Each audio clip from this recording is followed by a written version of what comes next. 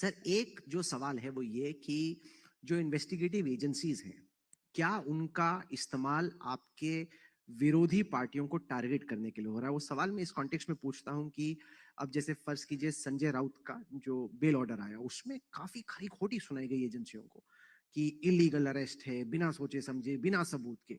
तो जब इस तरह का ऑर्डर आता है तो विपक्ष का वो आरोप कि एजेंसियों का इस्तेमाल हो रहा है विपक्षी पार्टियों को, विपक्ष के नेताओं को डराने के लिए। देखिए, हमारी 3 स्तरीय न्यायिक व्यवस्था है। एक सेशन कोर्ट होता है, एक हाई कोर्ट होता है, बाद में सर्वोच्च अदालत होता है। सेशन कोर्ट के फैसले पर जल्दबाजी में निर्णय नहीं करना चाहिए। मुझे लगता है एजेंसी ने ऊपर अपील करी है, हाई कोर्ट अभी सुनवाई कर रहा है। जरा धैर्य से देखिए क्या आता है।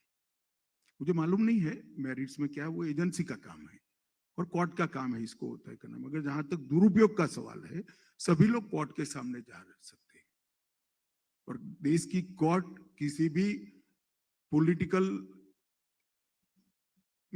एजेंडा को लागू नहीं करती है।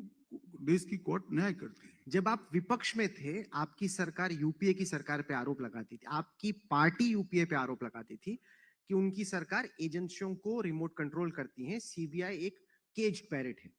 इस वक्त अगर आपसे पूछा जाए कि क्या आपकी तरफ से या सरकार की तरफ से एजेंसियों को निर्देश जाता है? हमारे लोग भी जो जिन पर आरोप लगे उस वक्त वो लोग कोर्ट में ही गए थे। सबने जाना चाहिए कोर्ट में अपना पक्ष रखना चाहिए। सर, ये जो गुरमीत राम रहीम जी हैं, वो आए, गुरमीत राम रहीम जी जो डेरा के इंचार्ज हैं, उनसे कई सारे लीडर्स मिले उनका आशीर्वाद लेने के लिए।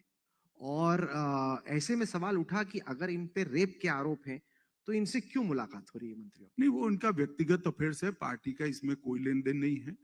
उनको पैरेल कानूनन जो मिलता है वही दिया गया है। इसके एक दिन ज्यादा नहीं दिया गया है। जितनी जेल काटी है और जो दिन बनते हैं इससे एक दिन ज्यादा नहीं, कुछ कम ही दिया है।